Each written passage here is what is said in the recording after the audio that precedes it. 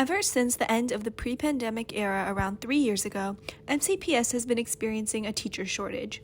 According to RM teachers, there are a few different reasons for this. During the pandemic, I think a lot of people might have realized that there were other things they might have been more interested in.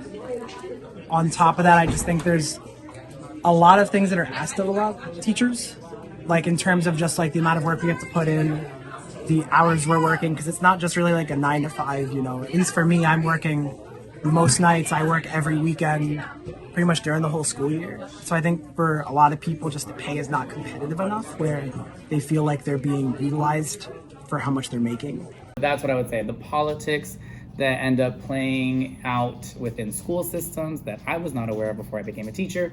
But I would definitely say that's what it has mostly to do with. It's, in my opinion, it's not students, it's not kids, it's the politics that get involved with education. These shortages have had impacts across the school system.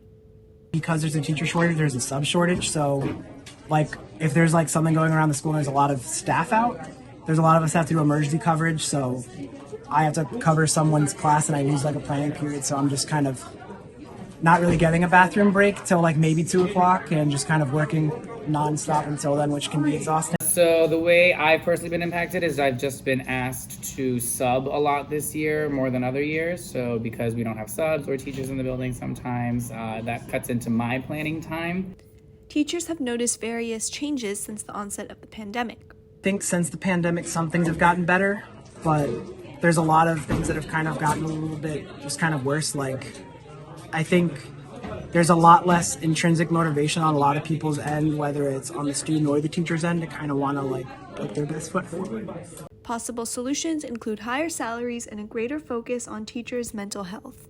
The main thing would be to kind of reduce the workload. So either just more kind of emphasis on having staff either just like focusing more on themselves and less on work, or just trying to make it so that like maybe we had like an extra, I mean, it's not really possible to have an extra planning period in a lot of cases, but just something to just kind of reduce the amount of work we're doing per day, or that we feel that we have to do per day. The popular answer would be, throw more money at us type of thing, more incentive.